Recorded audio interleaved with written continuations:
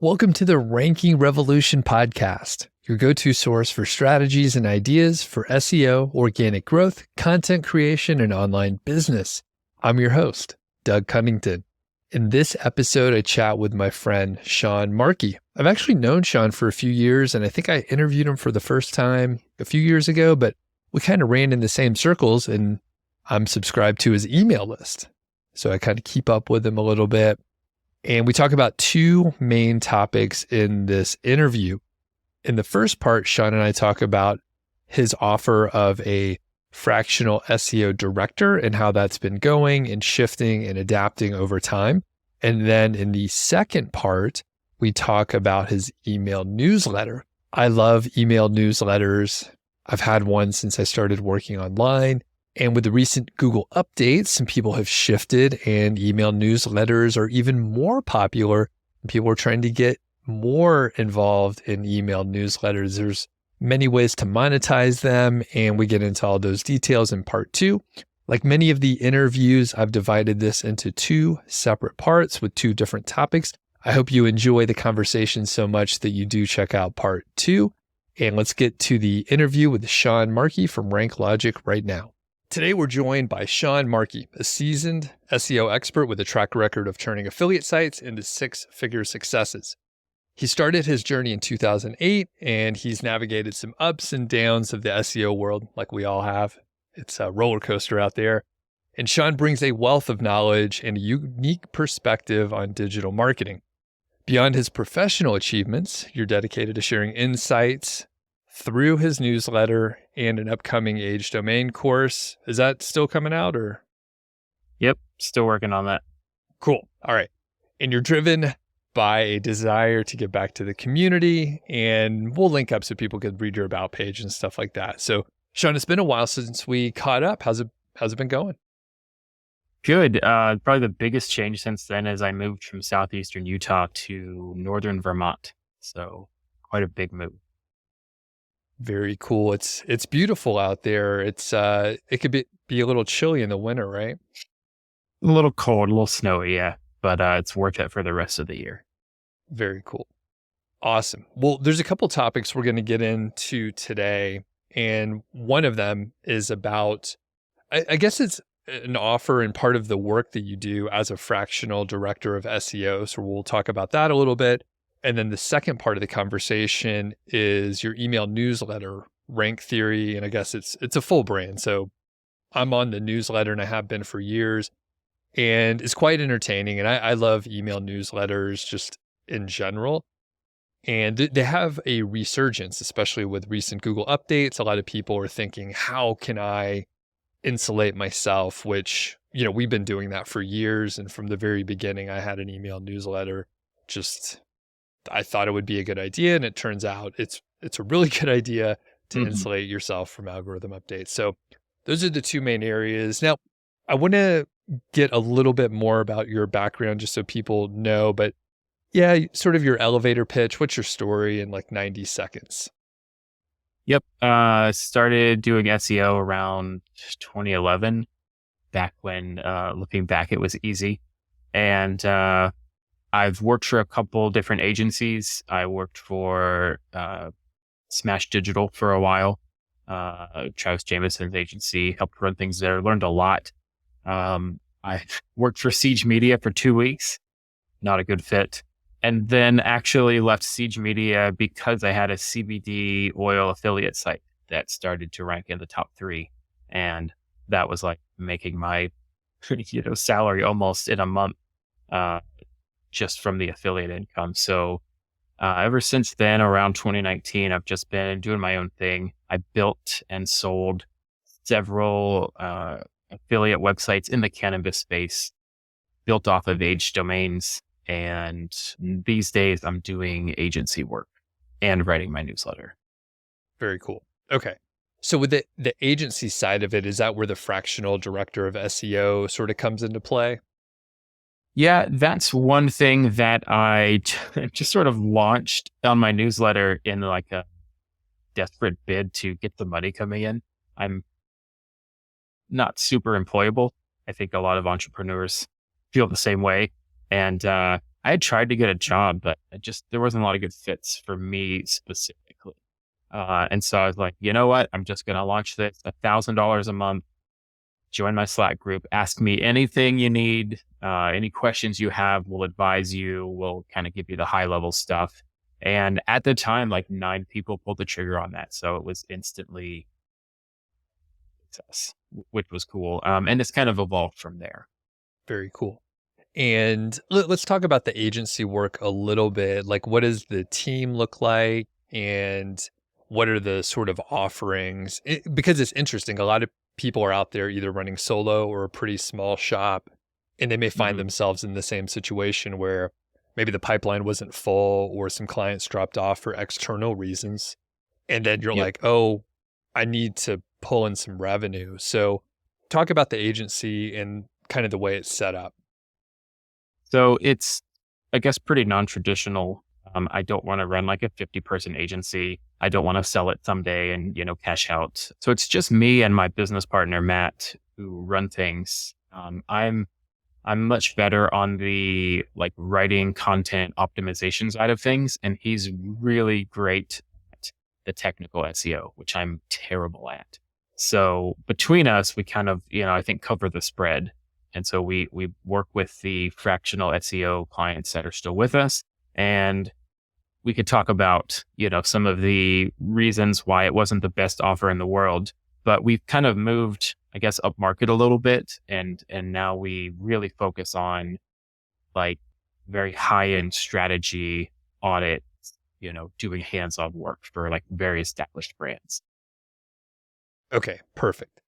And I'll connect a couple dots and maybe you said it. So you were like, all right, we'll try the fractional director thing. And it wasn't exactly what you needed it to be. So now it has morphed into something, I guess you learned from the offer, right? And you learned about interacting Mhm. with those initial clients. Is that all correct? Yeah. And I mean, at the end of the day, it's really hard to hold boundaries. Like, just ask us what you need. We'll advise you. If we see some stuff, we'll try and be proactive. But like, I can't look at a site that needs like this big audit and be like, you should really do something about that. It's hard to just not be like, all right, here's how you fix it. So, it was really hard to hold those boundaries for ourselves. And so we're delivering like $6,000 a month at work, but with a price tag of $1,000, it just it's just hard to pull back enough to be like, here's the little bit of info we're giving you. We still have some clients for which that's perfect. Like, that's exactly what they need. They're founders, they do all the work themselves. They just need some direction. And so for that, it's really great. But we found that like these big e-commerce people that were working with us need so much more. Like the scope was so much larger. So we kind of just moved in that direction naturally. Got it. That's exactly where my brain was going. So my previous job was a project manager in like big software implementations. So this sounds like it'd be super important to be specific on the scope. And if you're not, Mhm. then scope creep. I mean, it's just Yeah. a misunderstanding of expectations on both ends. Mhm. And then all of a sudden, someone thought you were going to put in 60 hours a week, like a director of SEO, but really it's a Right. fractional director and maybe it's Mhm. only 20 hours. And how do you prioritize that? So, Right. did you have those like sort of conversations initially, or it was just like gray, everything was a gray area? Yeah, I mean, at first it was just like, this is what it is. Sign up if you're interested. And that's how I went forward. I did a lot of the work myself at first. I over promised, maybe over delivered on the calls we were having. So I was having like, you know, 5 or 6 hour long calls a week digging into sites. It was exhausting. Like 5 or 6 doesn't sound like a lot, but like it just takes up the best part of your brain for the best part of the day. And so it was definitely a learning experience, and we kind of dialed that in over time, and we still offer it to some people and it's perfect for them. We did have a couple clients that were like, hey, we want to make this bigger. We want more from you. How do we do that? And so that's when we started to just kind of naturally go. But I mean, as far as like, hey, I need some money. What do I do? Like, it was a great thing that really worked out well and kind of kicked off the agency play. So currently, you and your partner, Matt, kind of split tasks. It sounds like it's a good match where your strengths and weaknesses, they match up just perfectly. So there's not hmm too much overlap.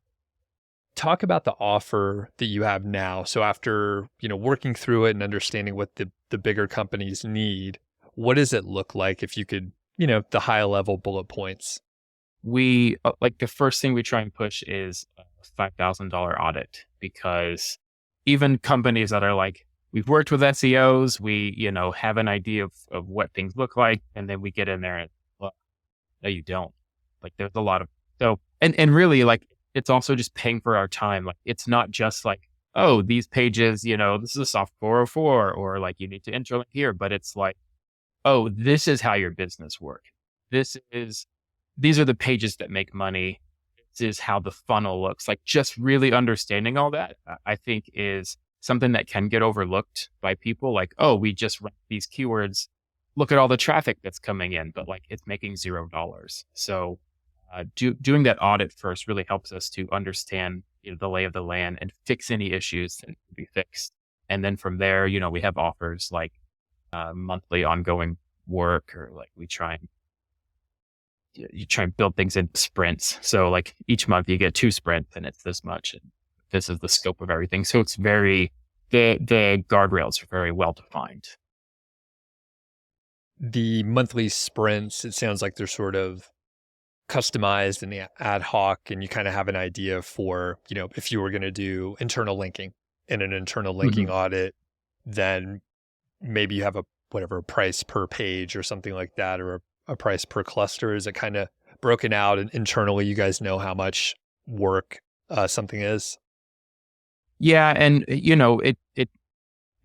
every business is different, but if it's like, oh, we need to revamp these category pages. So that's going to take this certain amount of time. That represents, 2 weeks of work. That's sprint number one. We'll do this very defined project within these 2 weeks. And then the next 2 weeks, we'll be working on this, and then meeting and see what the next quarter looks like. So it's all kind of planned out like that. Got it. What size of business are you working with? So a 5K audit, right? Conceivably, the company's making a lot of money. To be able to afford that amount is just like, hmm kind of a drop in the bucket, really. Yeah. It's mostly like SaaS and e-com stores that we're really working with. Like, affiliates really don't have 5,000 to spend on an audit, and unless they're the wire cutter or something, but they haven't come calling yet. So yeah, just focusing on like very established e-commerce and SaaS brands, kind of our sweet spot.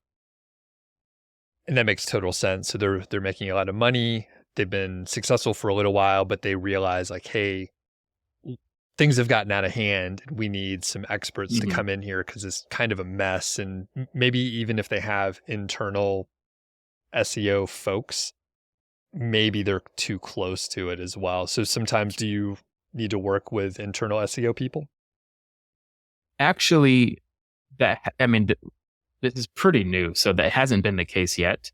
Typically, a site is just killing it because they are using a lot of great content, or their products are great and they've been around for 10 years. Like they have a lot of stuff working in their favor, but there's a ton of low hanging fruit because they just have like some people they hired that are good writers. And that's how they built their SEO so far, and they get linked naturally. And so, they're trying to figure out what to do. And it's like, well, we could hire a whole SEO team and train them and blah, blah, blah. But maybe we can work with these guys. They know what they're doing. They'll come in, they'll be super focused.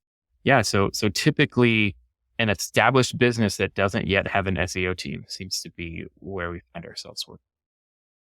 Have you looked at or worked with any startups? So when you mentioned SaaS, I was like, it sounds like maybe a lot of those folks that you're working with are maybe bootstrapped.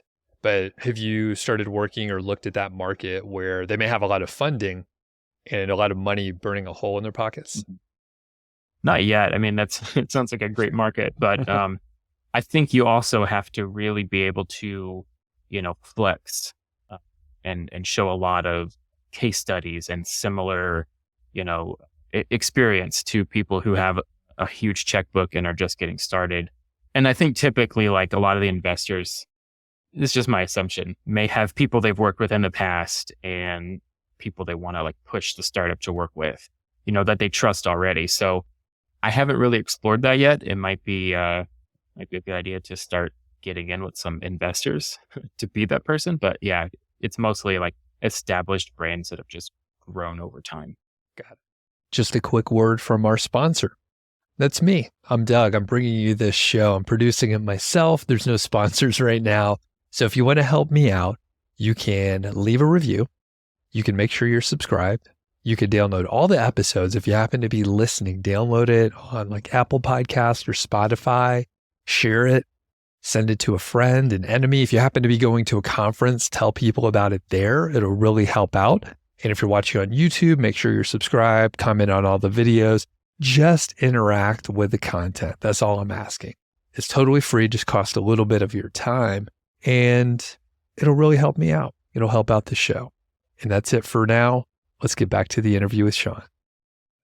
I was chatting with someone recently, and they just have a YouTube channel where they were sharing, really similar stuff that you share in your newsletter, actually, and maybe some more case studies and stuff like that.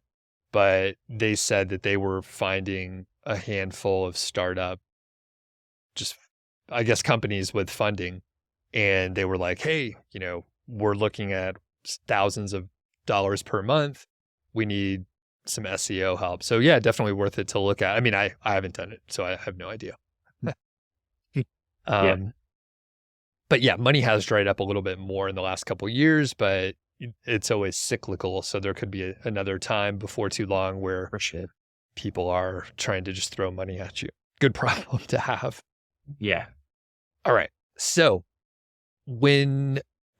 so it's you and Matt. Do you ever find yourself where you're like, okay, we need to bring on like a junior consultant to come on and do these recategorizations or anything like that? We've got like one or two freelance people we work with. Typically, the bulk of the work is done by us. So that's a problem we'll definitely have to address eventually. We're not large enough for that to be something we had to do yet, but it's definitely on the horizon. And having those couple of contractors helps. Be like, hey, could you do this particular research or do this? Just throw stuff their way.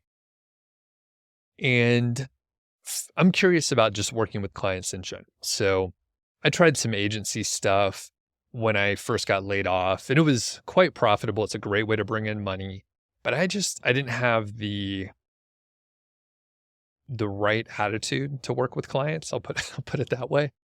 And I was like, okay, this is not for me. So do you have any struggles with client work?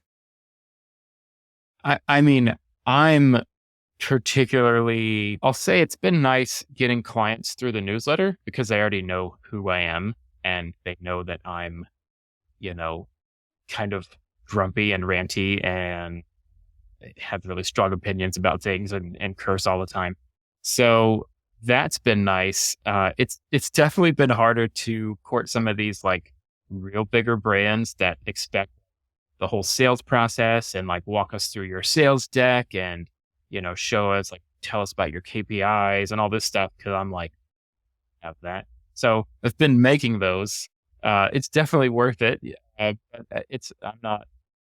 that's just not me. And so, as soon as it makes sense to hire like a real salesperson, I struggle. And I mean, that's a tough question because I'm like, hey, do you not like working with clients? While there's potential clients watching, but that's the reality. Like there are good clients and there are difficult clients. And if people know you and they know your personality and their expectations line up with what you're delivering, then obviously everybody wins. But it's when you have a mismatch. So have you had the situation, not necessarily in this iteration of agency work, but with other client work where you needed to break up with the client? If so, how did that go? Haven't don't think I've done that recently. I've done it for sure in the past, just like, hey, we're not a match, like we're not the people you're looking for. You need to find someone else. I can connect you with some people I think might be, more up your alley, but not we can't deliver what you need us to deliver. Um, it's not a great conversation to have, but it's definitely nice to be confident enough to have that. This is, even if like that's the best case. Like, hey, okay, you're asking for a lot of this and that's not our thing and blah, blah, blah. But if it's just like, oh man, this guy sucks. Like I'm getting rid of him. Like he can have his $3,000. I don't want to work for that kind of money, for this kind of situation. It can be very satisfying. Been there in the past, but everything this time around has been great. Yeah. And I mean, they probably have the same feeling too. And I've had, again, the short stretch where I did some client work. I kind of knew it was not a good fit at the beginning, but I needed to earn some money. And later on, I learned to trust the gut and just, if I had to price myself out of the job, like that was often a better position. And then every now and then they accept it, which that also creates problems because then you're like, oh no, they're paying me this huge amount of money. Okay, well, let's talk a little bit about the learning process because you reconfigured the offer a little bit. What tips do you have? And I'll just make up an avatar for us to focus on. Let's say it's a person that is just doing SEO consulting on their own, and they want to put together a better offer. They might hire someone on a freelancer, just like you mentioned, occasionally for some extra help, but they're looking to put together a bigger package. What would you put in there and what advice would you give them as they're like trying to figure out the starting point for that offer? I mean, I really think the best way to do things is just to do something, see how it goes, iterate, like the best teacher is experience. But I guess my advice would be kind of like I mentioned earlier, like look at what actually earns them money. It's not just an increase in organic traffic. It's an increase in the specific organic traffic that, turns into customers for this person. So like, focus on walking them through the funnel, top of funnel to bottom of funnel and how your your efforts directly connect to the user's journey from becoming aware to becoming a customer.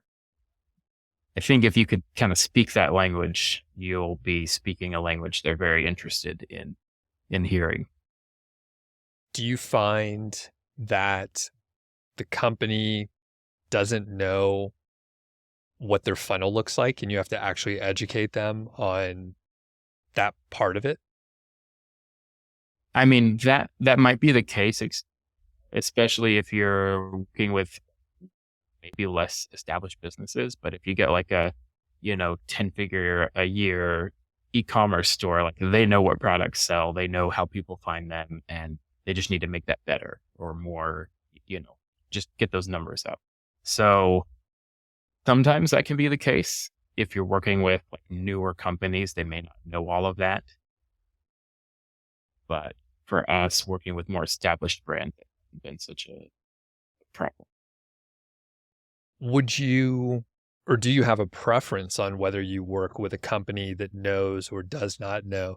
Because I think they both have value, right? Like one company that knows where their funnel is and how it works, you don't have to educate them on that, but maybe you're not bringing as much value, right? So if you blow someone's mind and you're like, hey, look over here, like this is unutilized, and all of a sudden you can make one change. So do you have any preference on working with a more, I guess, funnel aware brand versus clueless?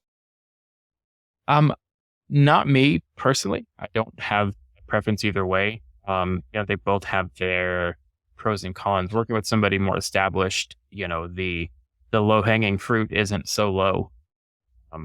They may have to work a little harder, be a little bit more creative to turn your efforts into a better bottom line for them, compared to You're doing more educating. It's taking more of your direct time, but there's a lot of low hanging fruit. There's a lot of wins.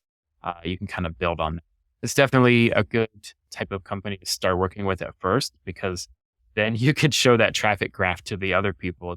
Hey, oh, you want case studies? Like, look, we grew traffic 1,200% in 9 months and increased sales and blah, blah, blah. So, I guess they both have their place.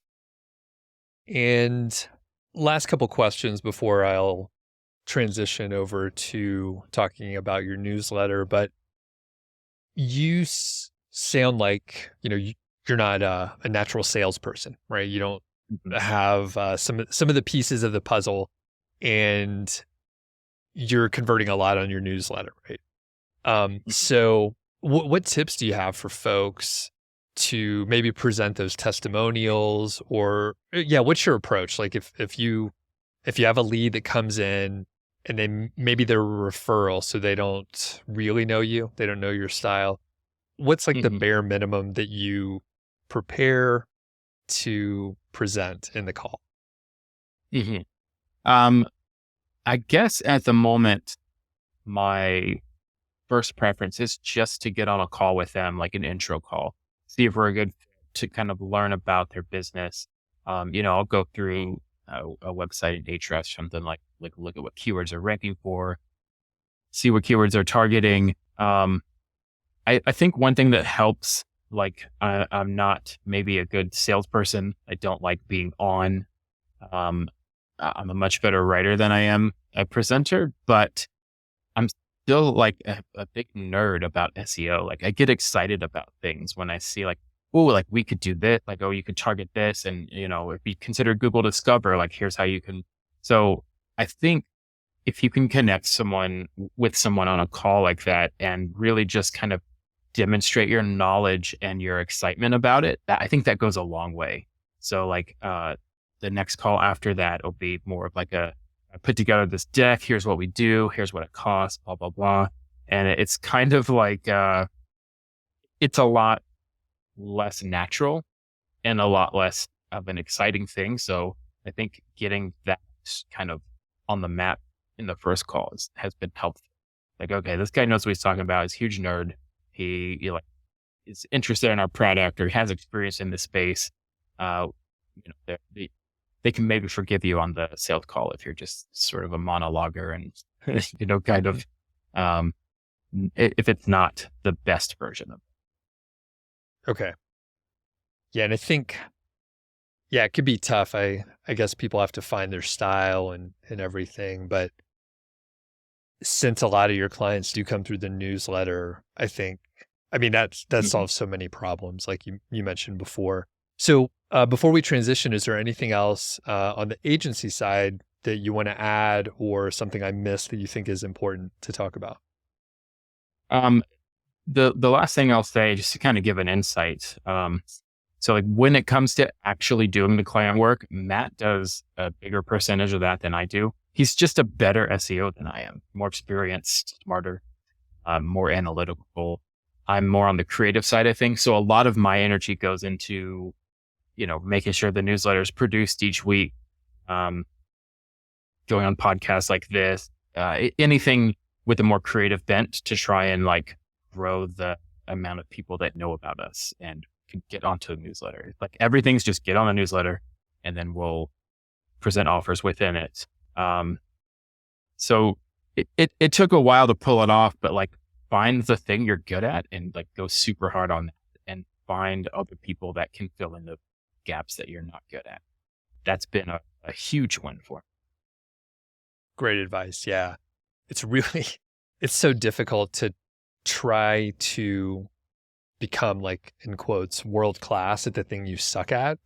We're usually better off our natural inclination and focusing on that, which is perfect. That's it for part 1 with Sean Markey. If you want to check out part 2, you can just follow the link in the description, or if you're subscribed, it should be in the feed. You'll be able to find it. Don't even worry about it. Be sure to check out the link so you can learn more about Sean. And in part 2, we talk about his email newsletter and some of the details.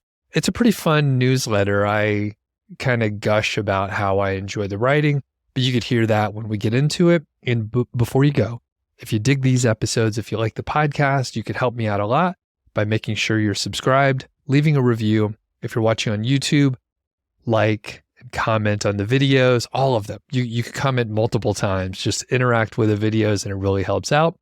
Thanks a lot, and we'll catch you on the next episode.